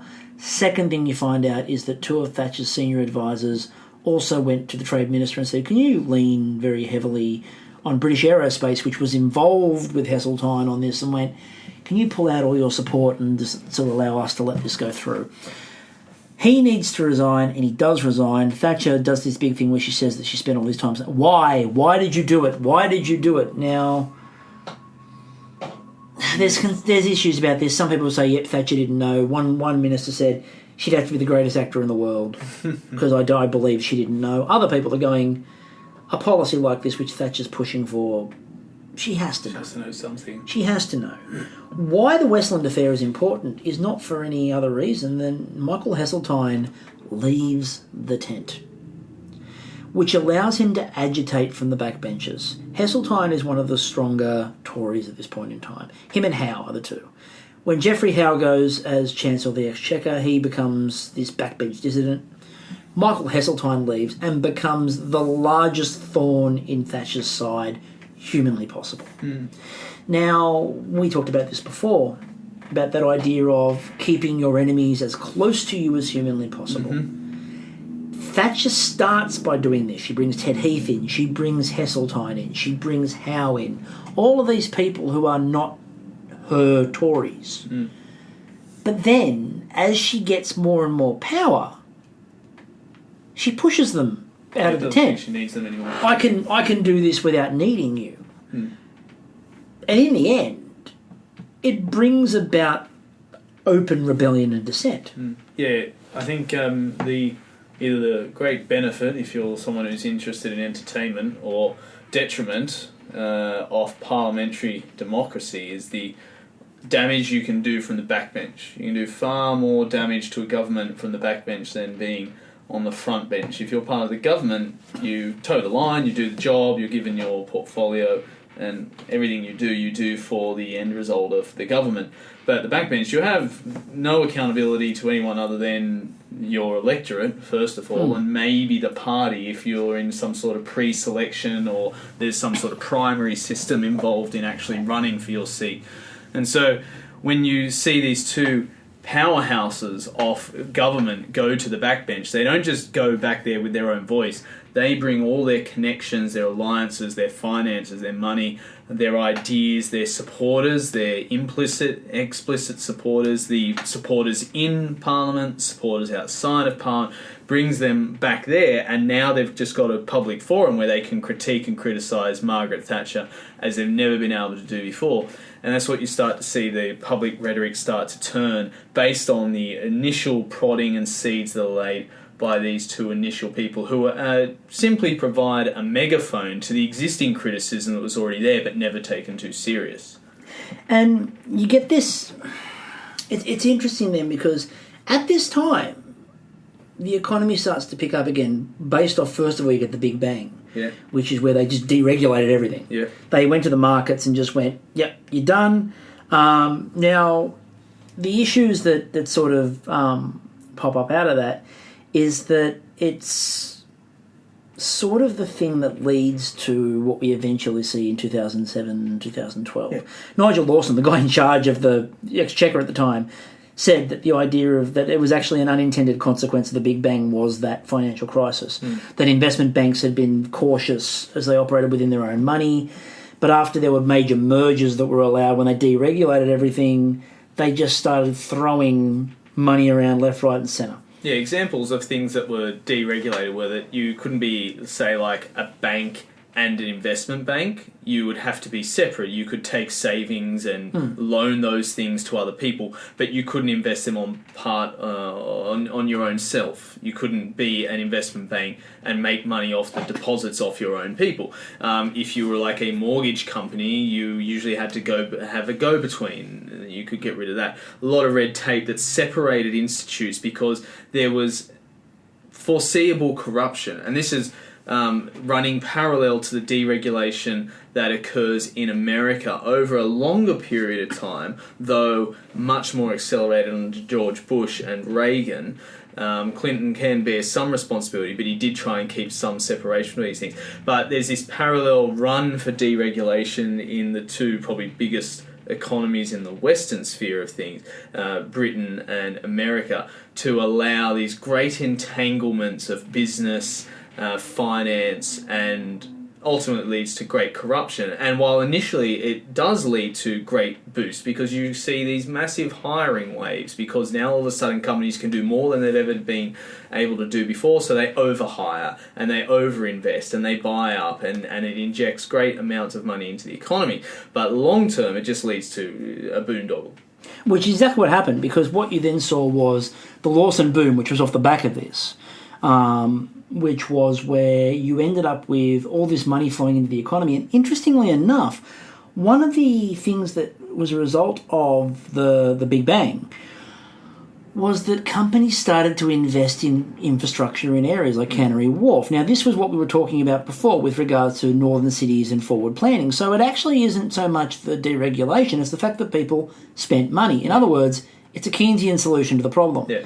But the Lawson boom comes off the back of this, and you start getting all of this economic growth that comes off the back of Nigel Lawson's policies. But what you also get, as you pointed out there, is you start the potential for an inflation spiral. And you start seeing this because what happens is, first of all, you end up with a situation where they go for this de facto exchange rate, the Deutschmarks to the pound. It was 3 Deutschmarks to the pound they wanted, which Thatcher and Lawson were absolutely at furious odds over what they should do, because they start shadowing the Deutschmark. And Lawson's like, we talked about this, we agreed we're going to shadow the Deutschmark. And Thatcher goes, no, we're not. Why are you shadowing the Deutschmark? You shouldn't be shadowing the Deutschmark. And it became this contention to the point where she sacks Nigel Lawson as the Chancellor of the Exchequer, who sort of had a bit of an idea about the economy, which was something that Thatcher could really have done with at this point in time.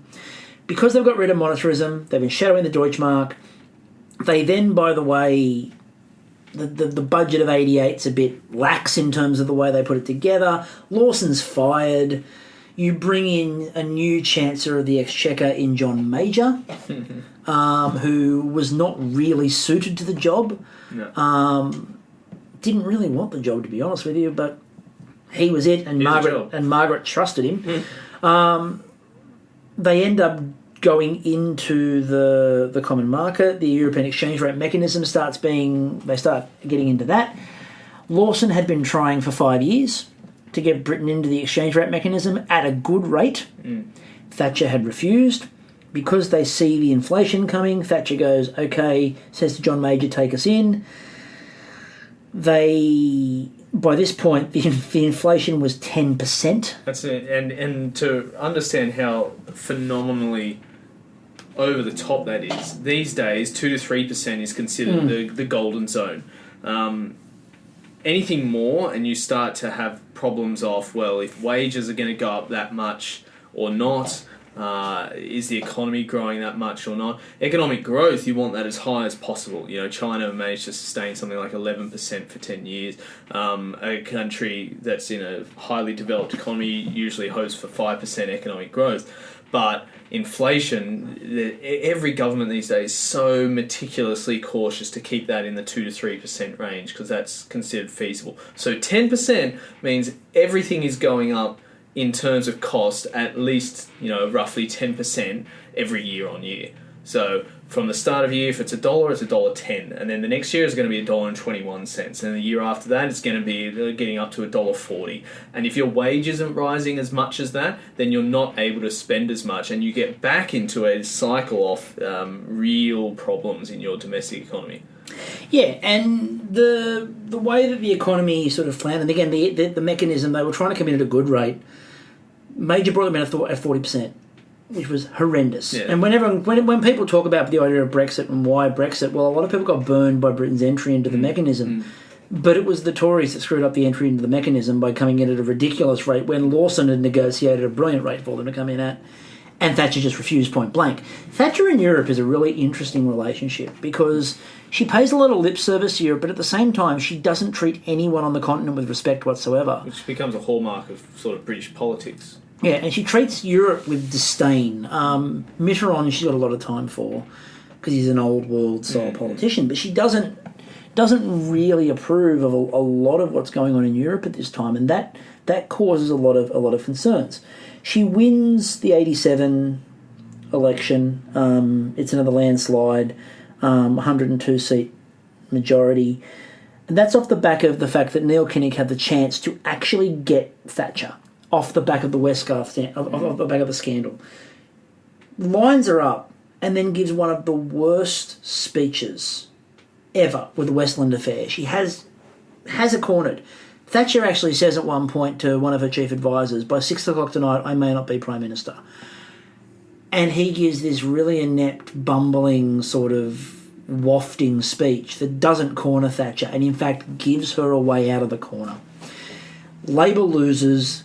Thatcher has a 102 seat majority. Huge. Kinnock has to go. It's again, when Neil Kinnock gave that quote earlier on where he said that Thatcher's greatest gift was she was given the best opponents. Neil Kinnock is another one of those. Yeah. Right? Any skilled political operator, and probably the best example in Labour at this time we never really got to see, which was John Smith, who was the Labour leader against John Major, who had the heart attack and died when it looked like Labour were probably going to defeat John Major in his election. And Smith isn't the one who gets the chance to do that. It's then the next election and Tony Blair where that happens. But when we're looking at the opposition at this point in time, there's no one who's brave enough to really stand toe-to-toe with Margaret Thatcher. Thatcher just seems to be untroubled by her opponents, who spend all their time beating themselves up. And that's a hallmark of a lot of these leaders. In Australia, for example, Robert Menzies is kept in power a lot by the ineptitude of his opponent. Yeah. The other side of the aisle can't compete with him. So he's just able to take it to task. Nixon, to some extent, although had some good policies as well. We've talked about that in the Watergate episode. You'd probably say John Howard as well. Howard was saved a lot by opponents who had absolutely no idea. Yeah, Mark Latham. And Bob Hawkins to some degree too. Bob Hawke was and John Howard was one of those people he beat. Bob Carr, New South Wales. Yeah, again, or you're looking at leaders around the world who keep power a lot of the time because there's nobody decent to oppose them, and there's no skilled political operator on the other side of the aisle. So, what ends up happening? What ends up happening here is, though, she wins that election, but people within the Tory party are starting to clamour for the idea of we need to move because this can't. We're going to bump into somebody who's decent. Yeah.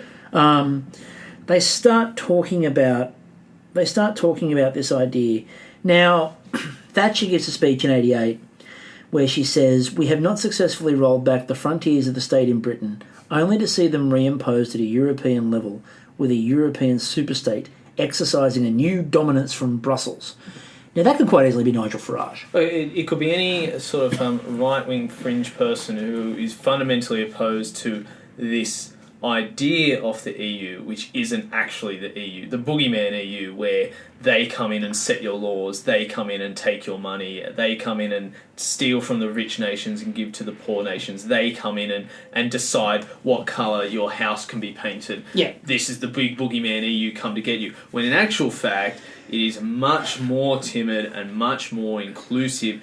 Yes, there's things that can be improved, but it is nowhere near the fiasco or threat to nationalism that it can be. And my general supporting of it comes from the fact that what is the point of nationalism to begin with, other than to divide us versus them? And here's a chance to actually break down one of those barriers of, well, it's an us, and let's work for a collective good. But when you think about Thatcherism, and one of the things we've looked at with Thatcher is Thatcher relies a hell of a lot on that dog whistle. She relies on the us versus them. Yeah, the dog whistle of us versus them, the dog whistle of nationalism, the dog whistle of real Britain. Yeah. And you can't do a real Britain dog whistle if you're part of an EU and it's working for you. And so that was a real problem, and I think a lot of her chancellors, the Exchequer in particular, and a lot of her foreign secretaries found that out to their detriment when they tried to do something that was globally intelligent, and she just sort of slapped them down. A lot of the time as well, and Nigel Lawson talks about this after the second election, that Thatcher starts to resemble a president more than a prime minister. It's run on the cult of Margaret Thatcher. It's you can't challenge me. It's impossible to challenge me. Which we've seen so many times around the world, especially in more parliamentary democracies, where a leader becomes so enamoured with themselves that they lose sight of their loss of support. We go back to, say, the Robert Menzies era and what happened with the Liberals very quickly in Australia. You look at, again, John Howard, who became the party, and everyone was so afraid to stand up to him that when it came time to stand up to him, no one did, and it cost them big time. This is the problem of sort of taking the Stalin cult of personality idea and then applying it to a democracy. It doesn't quite work. And you start to see the challenges appear, and you would never have seen that, but you start to see it. In 1989, Sir Anthony Mayo, who's a backbencher with absolutely no background in anything, challenges for the leadership. Now, the reason Mayo challenges is not because Mayo wants to be leader of the Conservative Party. He's a stalking horse. They're trying to work out if there are numbers. I think it's like a test pilot. Like, will this float? And the belief was that Heseltine and Howe had said to Mayor, Gee that up. You go, we'll see what happens after this. We'll remember this. What ends up happening is that she wins easily, obviously, but 60 ballots either say Mayor's name or are blank. Now, Thatcher argues that there's 370 Conservative MPs. She's been Prime Minister for 10 years. That's a big win. 60 ballots against, well, not for Margaret Thatcher. Yeah, it's getting close to a third. Is a big thing when you look at the Conservative Party and the way that Thatcher has ruled with an iron fist. You know, she has controlled it. And the issue that brings her down is the poll tax. And again, we started with taxation and this idea of blanket taxation. And Thatcher loves blanket taxation. Yeah. And the poll tax is the ultimate in blanket taxation. The reason she likes that because it goes back to Friedman economics, the idea that progressive taxation punishes a person who earns more and it doesn't, in a sense, punish the person who earns less. Progressive taxation is what most sort of nations around the world have. There are some exceptions, but Australia has it. You know, if you earn over a certain threshold, you pay more tax. If you earn under, you pay less tax. A poll tax is great because everyone's paying the same tax on that one. Now, the problem with the poll tax is it doesn't discriminate between rich and poor, which is also they go, oh, that's a benefit because it's the same. But it's not, because it's punishing the poorer areas, which Thatcher has spent 10 years putting the boots into. And, for example, the economic destruction of the north, which then you go, we'll put a poll tax across it. Well, how are we going to make money? You've ruined the industry to start with, and then you're going to poll tax them. Doesn't work, and it doesn't fall in line with her policies, which caused a lot of problems. So the poll tax idea comes up, they put it forward, and the idea of the community charge, which is actually what it's called. Now, they decided they were going to give a little bit of grace here, and the idea was that it was an 80-20 split. That if you were employed, you were the 80%, you paid 80%. Right, you were 80%. 20% was then students and unemployed paid a lesser amount. Yep. The problem with this was it was done off the back of house by house by house by house. Well, if you're renting, it was really hard to do the poll tax because, well, you could be gone by the time they came to collect it. Yep. How do you know how many people are actually in a house? Yep. Everyone has to be... It's an honest system of everyone puts their hand up and goes, yeah, I need to pay full tax. How exactly are you going to collect the poll tax? How are you going to judge the poll tax? Now, you get this really interesting... We talk about like the riots, and you see all the riots that have happened over in Britain in the 1980s. For me, the poll tax ones are the most interesting ones because, like, it's the centre of London, and like they set fire to the centre of London. There are major buildings burning, and like the whole part of Trafalgar Square is like there's protests. It's full. You've got this mass protest happening. Nigel Lawson described the poll tax as probably the greatest blunder of the Thatcher years. And what happens is that you get all these different people that decide they're going to sort of chime in on it because the riots were quite serious. The Trafalgar Square one, there were 100,000 protesters, 400 people were arrested. That's huge. Now, the London School of Economics, Tony Travers, commented on the policy. What remains to be explained is why a politician who had hitherto shown such a brilliant popular sensitivity should destroy herself with tax reform which inflicted terrible damage on millions of people who had been in the front line of the Thatcher Revolution. Either the government failed to understand what most research and many commentators were saying, or they did understand and believed they could, as the saying went, tough it out. A third possibility is ministers came to understand the electoral damage ahead, but were afraid to put the case strongly enough to a Prime Minister at the helm of her flagship. And you've got all three happening. The answer is probably all three.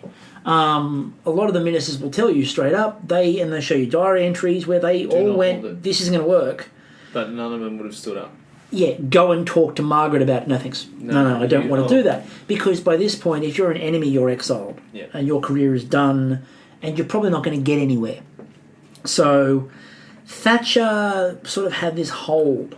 Now, at this point, Labour is 18.5 points ahead in the polls. Huge. In a three-party system, that's significant. That's massive. Now, they also worked out that about 18 million people refused point blank to pay poll tax.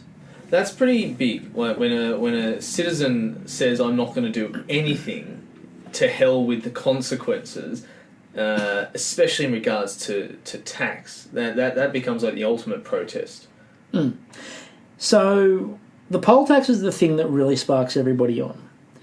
Now, she's also started this idea of privatisation. She's about to go on a privatisation spree. She's got it all lined up.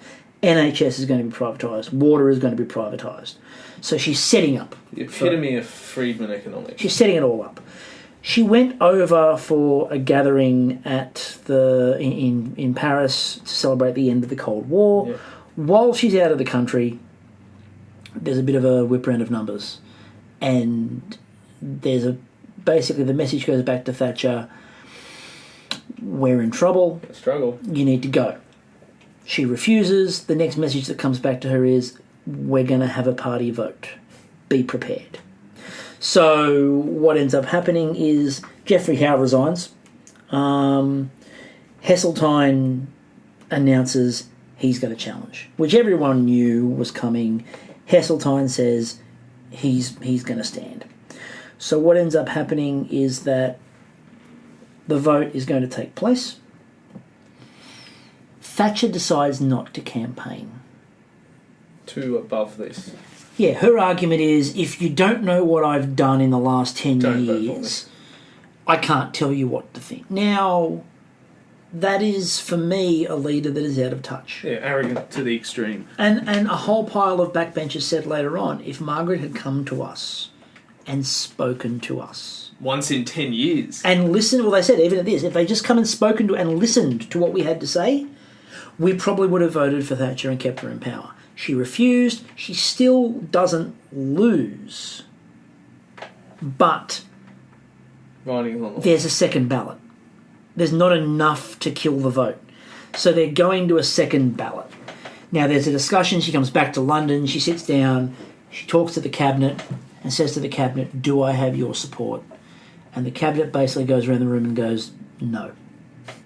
And they turn around to her and like even her strongest supporters go, I think it's probably time. And so she then decides to step down as the leader. Now there's a great quote, the editorial in The Economist after she stepped down. One certain beneficiary of Mrs. Thatcher's radicalism has been the Labour Party. She hoped to kill it, and by 1983 it indeed seemed close to death. Instead, fear chastened into accepting the disciplines of its new leader, Mr. Neil Kinnock. True Labour's 83 humiliation owed much to the deflection of right-wingers to form the Social Democratic Party, but in a sense, that too was her doing. Now, after years of gloomily watching her reverse the socialist ratchet, the Labour Party has transformed itself. It has ditched unilateralism, hostility to the European community and zeal for nationalisation. Labour as socialism is dead and a political machine is alive and well and justifiably optimistic. Now,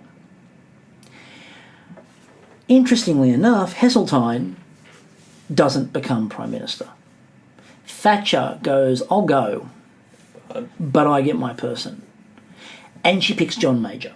Vastly inexperienced. She admitted that he was too inexperienced to take on the role of Chancellor of the Exchequer, which she gave him. Then she admitted that he probably didn't have the stomach for the job. Didn't have the gumption. But she also looked at him as a loyalist, and she needed a loyalist, and she didn't have another loyalist who she thought could get the votes. John Major could. Major wins. Labour, that optimism with Labour doesn't work. They actually lose the next election, which is the death of Neil Kinnock's career, because again, they go to John Smith. John Smith probably would have beaten John Major, doesn't happen. Major gets his term. Tony Blair takes over Labour, reforms New Labour, and Major has absolutely no chance, and Labour romps to victory in the following election. So the interesting part is that for someone who rules for that long and is in charge for that long,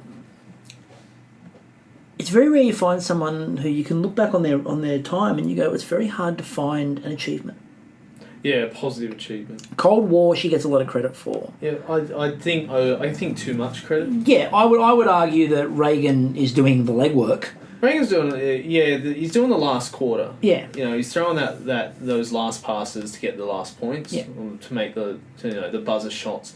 The groundwork's been laid by Nixon. Oh, yeah. Say what you will about Nixon, but Nixon's started the end of the Cold War. Yep.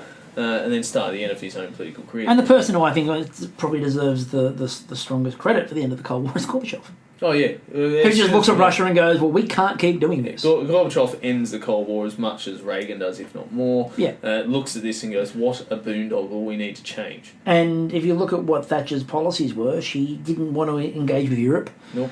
She doesn't want to engage with any power that's not America. She dislikes the Foreign Service. She hates the Foreign Secretary, whoever that happens to be at the time. This is like the makings of a hyper-nationalist nation. It really is. And interestingly enough, I think that history bears out the fact that Britain didn't have a hell of a lot to do with the end of the Cold War. Because what does Britain get out of the Cold War? Nothing. Like, Britain comes out of the Cold War in a worse position than it started the Cold War. Britain doesn't come out with any extra credit. Britain doesn't come out with anything else. They get into Europe eventually after the Cold War, but the reason why everyone goes, well, Europe always treated us with contempt. Well, that's because Britain treated Europe with contempt for a significant proportion of time. And then when Britain finally decides to engage with Europe, it's on Britain's terms. Yeah, they're dictating the terms. And I think that's a legacy of Thatcherism. I think that Thatcherism, it's very rare you'll find anyone outside of a UKIP who declares themselves to be a Thatcherite. Yeah. Most people declare themselves. There's lots of Reaganites. There's lots of people. Howard has his followers. Yeah. A lot of politicians on the right have people who will follow their tenets and beliefs.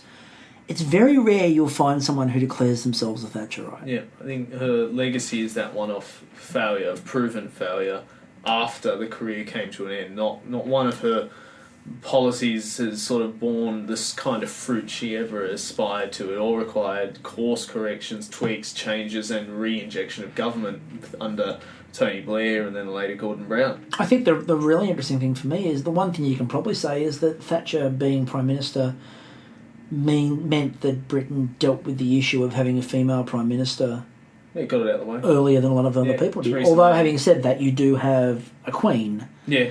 And so that probably, used to a female ruler. We won't get into the innuendos about the relationship between the Queen and Margaret Thatcher, although if you listen to the Queen's private secretary, he'll tell you straight up that they hated each other. The Queen had no real time for Thatcher, and Thatcher despised the monarchy, but on the same token liked the Queen, but the Queen didn't really like her. So that's sort of a bit of a look at Thatcherism, and rather than the events itself, which are obviously there to talk about it, I think the thing to take out of Thatcherism are those themes, and that idea of rejection of Keynesian economics, rejection of dealing with the globe as an entity rather than as a nationalism, and the issues of nationalism, and the way that nationalism and economic interest definitely don't go hand in hand. Yeah. Money can be used to spread a message, but it can't be used to build a message. Yeah, and I think that's a big issue, and I think it's something that Britain is still dealing with. I don't think Britain's ever quite worked out how to deal with Thatcherism. No, it's still like a sore point. I think it's almost like I don't want to say a Nixon thing, because I think America's come to terms with Nixon, but I don't know if they've really come to terms with Reagan in the same way as well. They still hold him up as this great economic genius, when in actual fact his economic policies ultimately led to failure. Same as Thatcher, they don't know what to think. The difference, I think, between Reagan and Thatcher in that regard is that Reagan was personable enough that he didn't make the enemies, whereas Thatcher made enemies of everybody, including friends, to the point where they will all tell you that her policies failed. And that's the thing. It's not a case of a left or a right thing of bashing of Thatcher. People hard on the right will tell you Thatcher policies failed. Yeah. There's no plan for England. And that's one of the things that New Labour ends up trying to do, is try to come up with, okay, what are we? Where are we going? I mean, John Major's period in charge of Britain it's a guardianship. Yeah. There's no real... He starts to try to drive towards Europe, and he starts to try to modernise.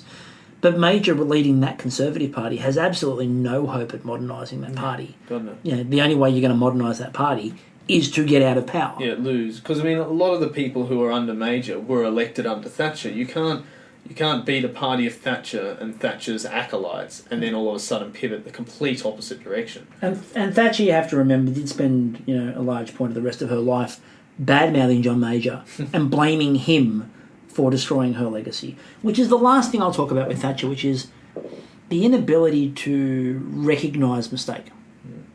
Now, Thatcher's policy on mistake is if you double down hard enough and just ride through it, it won't be a problem anymore. It's a really interesting way to view the world, and some would argue a problem we're still seeing today. Yep.